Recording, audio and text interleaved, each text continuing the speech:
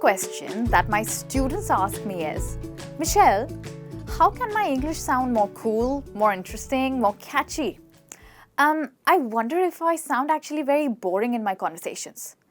So, here I am to answer that question. So, to sound interesting and cool in English, there are 7 things that you can do today. And this is the day when I'm going to tell you 7 strategies to have the most interesting conversations ever. Well, for that, you need to watch this complete lesson with me, Michelle, on Let's Talk, the place where you develop your English language skills. So what are we waiting for? Let's jump right onto it. So the first thing that you can do to leave an impact in your very first conversation itself is to use intonation. Well, when I say intonation, it means the rise and fall of your voice when you're speaking. So actually, when a person is speaking, especially when they're speaking a second language, they tend to speak in a sort of flat tone because they tend to think and speak. So this comes across as a monotone, which makes your speech sound kind of memorized. When I say monotone, I mean a flat tone. So basically, intonation is crucial in catching the listener's attention and keeping it. So the best way to add intonation to your conversations would be to practice. Yeah, and especially with native speakers, because they help you learn what natural intonation sounds like. So here I have an excellent tip for you. You can use this app, which I love using. This is the Cambly app, which is really efficient to help you learn natural intonation while conversing with native speakers. So what you get here is real-life native speaker partners who can talk to you and help you with your questions. So when you talk to native speakers, they not only tell you what intonation is, but also how to add natural intonation to your speaking and how to sound more fluent and natural when you're speaking. So Cambly is the place to go. It is an English language learning app where they have trainers from various English-speaking countries who answer any of your questions related to English. For me, the high point of this app is that it acquaints you to different English accents like British, American, Canadian, Irish, Kiwi, South African, and some more. Well, you don't believe me, right? So let me do a demo for you now. Let's jump right onto Cambly app. So here we are at my phone's homepage. Now let's jump to Cambly. So guys, as you can see, I have 57 minutes remaining and I'm going to go to the tutors now. Well, as you can see, we have all these amazing tutors from different countries in green. Well, the green sign means that they're all online, they're all available to talk with you and to share their ideas and to help you with your doubts. So let's jump on to one of them. All right, so let's see whom we could talk to now. So there are some teachers who are busy, but I can see Graham Price, and he holds a teaching certificate. Okay, this is his profile. So he speaks Irish accent, and he is an English teacher. So let's just call him. Hi, Graham. Hi, how are you? Doing today? I'm doing I'm fine. fine, thanks. All right. So, Yeah, so, I had a question about intonation. mhm. So sometimes I feel when I'm talking, my speech is not as engaging, and I feel that I can improve on my intonation. So I had this question on my mind, which is, when will I see you next? How do you think the intonation should be for this question? So, so when will I see you next?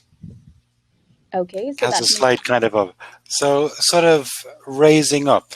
Generally, questions tend to have a slightly higher pitch and tend to go up toward the end.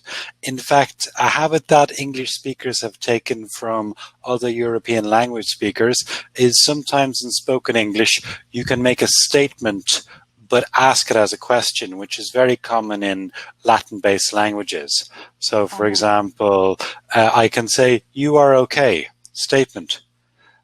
You are okay. That's a question. Exactly.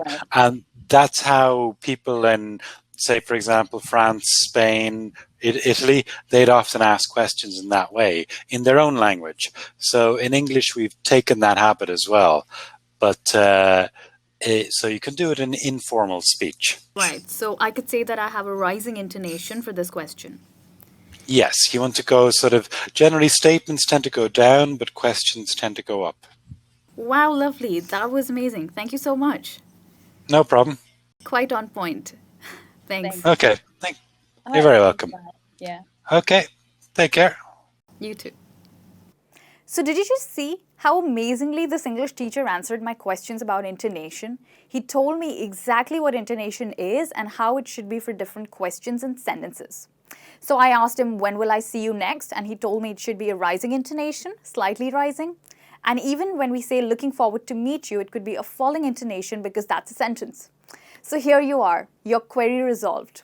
So, isn't Cambly just the perfect place to go? So, guys, this app is not for free. But since you are a Let's Talk subscriber, so we have an offer for you.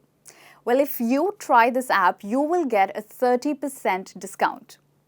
And if you go for a 3 months plan, which is a quarterly plan, you get an additional 10% discount, which means a 40% discount. So why not try this amazing app? You can get the discount code in the description box below. So go ahead and try this awesome app if you're very serious about learning English and improving your English while talking to native speakers. Now let's see what else can you do to have an interesting conversation. So everyone loves to talk about themselves, their ideas and what they love. You love to talk about yourself as well, right? But all you need to do is find out what someone is into and let them talk about it.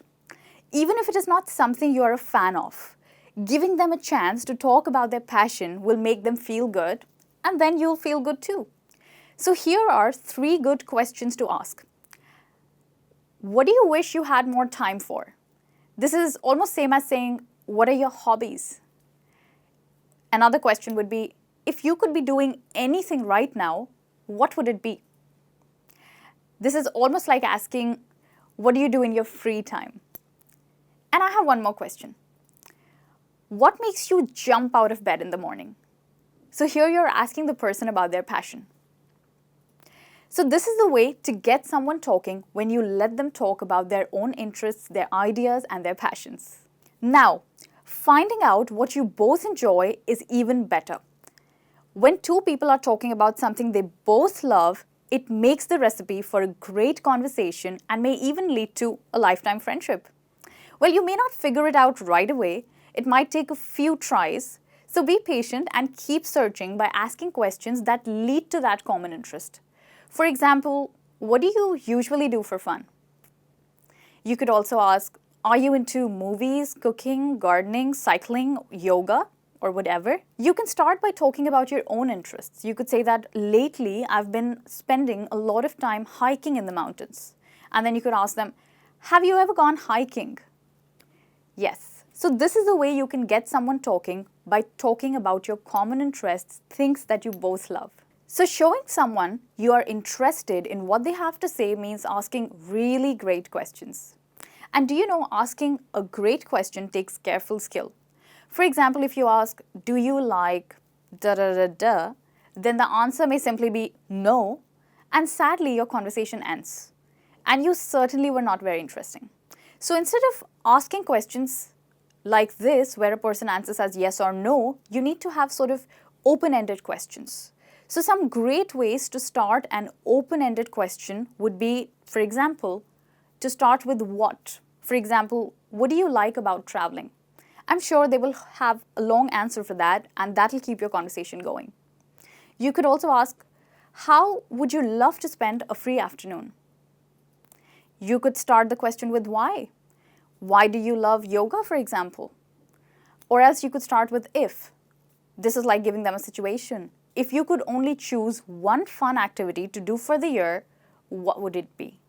So this is the way to ask open-ended questions to keep your conversations going. Now, in addition to asking great questions, being ready to give great answers really makes you much more interesting to talk to.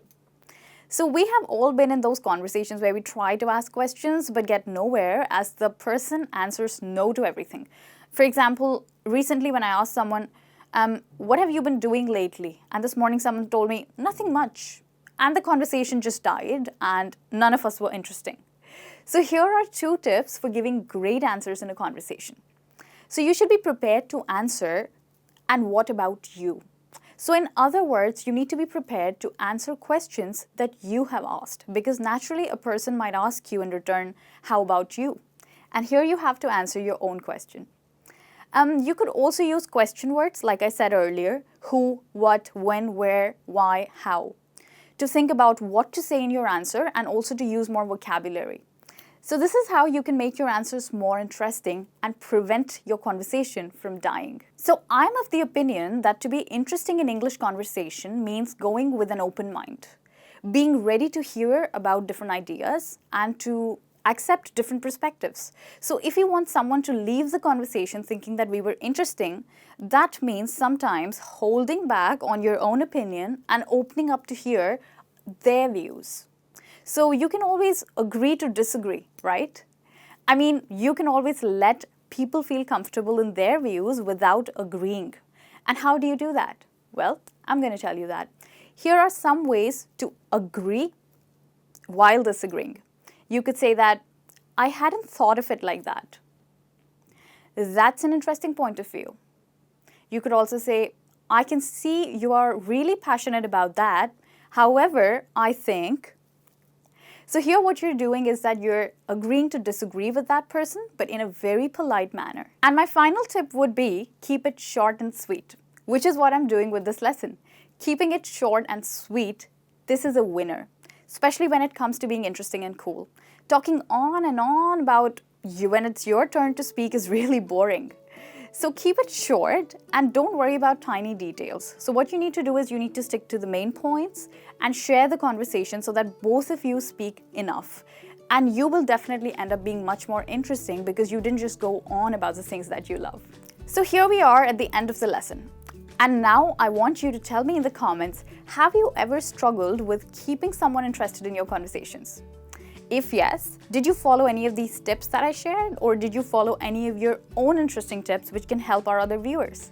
So let me know in the comments how you liked this lesson and which of these tips would you like to use in the future. Also leave me a comment about your Cambly experience.